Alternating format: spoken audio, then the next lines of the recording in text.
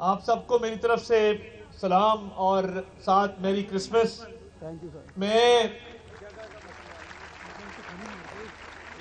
میں نے جب اپنی کیمپین کا آغاز کیا تو میں نے اپنے آپ سے یہ وعدہ کیا کہ میں کیمپین کے آغاز میں اسی کالونی سے کیمپین کا آغاز کر رہا ہوں، اور یہاں پہ دعا بھی ہوئی، دیگر چرچز میں بھی دعا ہوئی۔ تو مقصد یہ تھا کہ یہ نہ ہو کہ آپ نے مجھے منتخب کیا، آپ کے ووٹوں سے میں ایم این اے بنا، آپ کے ووٹوں سے میں وفاقی وزیر بنا، پھر یہ نہ ہو کہ میں ایم این اے بن کے وفاقی وزیر بن کے تو وہیں کا ہو کے رہ جاؤں۔ میں نے اپنے آپ سے وعدہ کیا کہ میں ہمیشہ آپ کے درمیان آؤں گا اور ہمیشہ آپ کے درمیان رہوں گا۔ اور یہ جو آپ نے تقریر سنی، یہ تو آپ نے ایک تقریر سنی۔ میں دنیا میں جہاں جاتا ہوں، میں جس پلیٹ فارم پہ، جس فورم پہ جاتا ہوں، امریکہ سے لے کے برطانیہ سے لے کے مشرق وسطیٰ تک، ہر ملک میں جا کے جب میں اپنا تعارف کراتا ہوں تو پتہ ہے میں کیا تعارف کراتا ہوں اس کے ساتھ؟ میں انہیں کہتا ہوں کہ میں اس حلقے سے تعلق رکھتا ہوں جہاں 70,000 کرسچن کمیونٹی کے لوگ رہتے ہیں، اور مجھے فخر محسوس ہوتا ہے، میری عزت میں اضافہ ہوتا ہے جب میں یہ تعارف کراتا ہوں باہر جا کر یا ملک کے اندر۔ تو یہ جو میں نے دل سے تقریر کی، یہ میں نے اس لیے کی کہ میرے پر زیادہ لازم ہے کہ مائنورٹیز کے حقوق کا تحفظ، کرسچن کمیونٹی کے حقوق کا تحفظ اور ڈیو پروسیس آف لا کی بات کرنا، اور کسی بھی ظلم کے خلاف، کسی بھی تشدد کے خلاف، کسی بھی نفرت کے خلاف اپنی آواز اٹھانا۔ میں کوئی فرق محسوس نہیں کرتا، اور میں یہ سمجھتا ہوں کہ جب میں وہاں کھڑے ہو کے آپ کی نمائندگی کرتا ہوں تو آپ میں سے ہوتا ہوں، آپ کے درمیان میں سے ہوتا ہوں، آپ کے ووٹوں میں سے ہو کے یہ بات کرتا ہوں آپ کو۔ تو ہم نے یہ ملک پاکستان، یہ خدا کی بہت بڑی نعمت ہے، ہم نے اس کی حفاظت بھی کرنی ہے، ہم نے اس کی ترقی میں بھی حصہ ڈالنا ہے، ہم نے ہر حوالے سے اس ملک کی خدمت بھی کرنی ہے۔ ہم جو ہیں، جو ہمیں تحفظ حاصل ہے، جو ہمیں نعمتیں حاصل ہیں، وہ اس ملک کی بدولت ہیں، اور اس ملک کے تحفظ کے لیے ہمارے بڑوں نے، بزرگوں نے، آپ کے بڑوں نے، بزرگوں نے بڑی قربانیاں دی۔ اور میں جہاں جاتا ہوں یہ ضرور ذکر کرتا ہوں کہ یہ تو ایک ہارون ولیم کا میں نے ذکر کیا جو پاک فوج کا بہادر سپاہی اس دھرتی پر اپنی جان نچھاور کر گیا۔ آپ ہسٹری دیکھیں، کرسچن کمیونٹی نے دنیا کے بہترین فائٹر پائلٹ پیدا کیے، سیسل چودھری سے لے کر اگر آپ نام شروع ہوں تو پھر گنتی ختم ہونے کو نہیں آتی۔ مرون مڈل کوٹ کو دیکھیں، اور یہ بہترین فائٹر پائلٹ جس کمیونٹی نے پیدا کیے، میں اس کمیونٹی کو ریپرزینٹ کرتا ہوں۔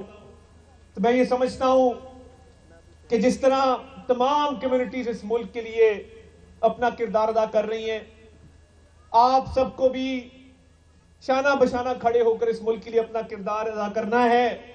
پاکستان کے لیے کردار ادا کرو گے؟ ہاتھ کھڑے کر کے بتاؤ، پاکستان کے لیے کردار ادا کرو گے؟ پاک فوج کا ساتھ دو گے؟ اس ملک میں امن کا ساتھ دو گے؟ تشدد کو انکار کرو گے؟ انتشار کو انکار کرو گے؟ تقسیم کو انکار کرو گے؟ میں آپ کو یہ بتانے آیا ہوں کہ اس ملک میں اب تشدد اور انتشار نہیں ہو سکتا۔ جہاں بھی ہوگا ہم اس کے سامنے ایک سیسا پلائی دیوار کی طرح کھڑے ہوں گے، اور میں نے یہ بھی آپ سے وعدہ کیا ہے کہ آپ کے حقوق کے تحفظ کے لیے بھی دنیا میں بھی میں کہیں ہوں، میں آپ کے حقوق کے تحفظ کی آواز ہر جگہ اٹھاؤں گا اور مرتے دم تک اٹھاتا رہوں گا۔ اور اس ملک کی اللہ تعالیٰ خیر کرے، اس ملک پہ برکتیں اپنا فضل نازل کرے۔ یہ ملک ہے تو یہ تمام چیزیں ہیں، یہ ملک ہے تو یہ سیاستیں بھی ہیں، وزارتیں بھی ہیں، یہ سب کچھ ہے۔ تو ہم نے اس ملک کی بات کرنی ہے، اس ملک کا تحفظ کرنا ہے، اس ملک کے مفاد میں چیزوں کو آگے لے کر چلنا ہے۔ تو میں آپ کو کرسمس کی مبارکباد پیش کرتا ہوں، اور میں نے اس دفعہ انہیں کہا ہے ہم اس کا انتظام کریں گے کہ ایک شاندار کرسمس ٹری بھی اس حلقے میں لگنا چاہیے، اور جو کرسمس ٹری لگے وہاں پہ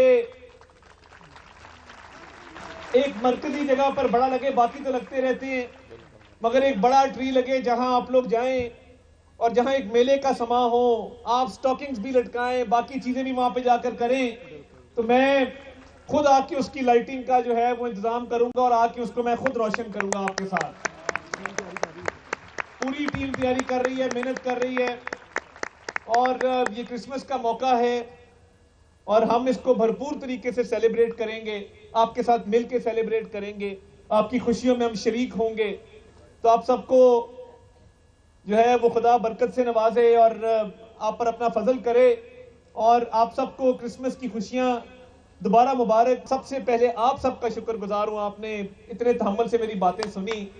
تو یہ ہمیشہ یاد رکھیے گا کہ آپ کی ہر خوشی میں, ہر غم میں آپ کا یہ بھائی آپ کے ساتھ کھڑا ہے اور تا قیامت کھڑا رہے گا انشاءاللہ تعالی.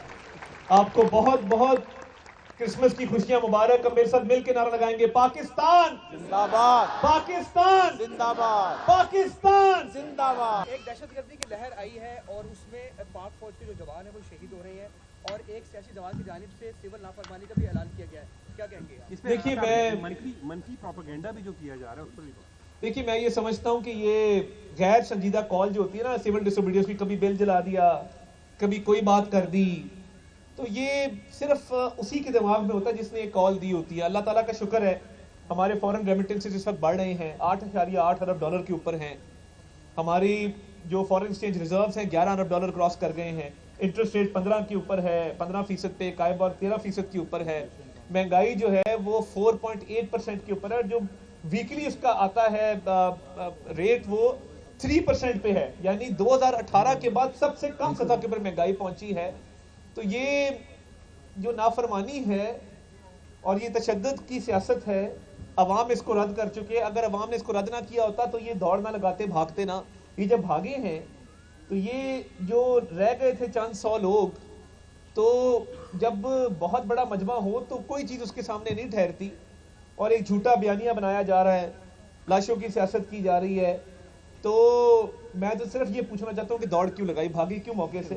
اور یہ سول ڈس اوبیڈینس جو ہے, یہ سول ڈس اوبیڈینس کی جو کال دی گئی ہے, یہ مزے کا خیز ہے اور شرمناک ہے کہ جب کوئی بندہ دوڑ لگاتا ہے نا, اس کو بہانا نہیں ملتا, تو پتہ کیا کہتا ہے, وہ کہتا ہے نافرمانی شروع کر دو. وہ بھی تمہاری نافرمانی کی ایسی کی تیسی پھیر چکے, پہلے تم وہاں سے بھاگ چکے, اس کے بعد کس چیز کی نافرمانی ہے.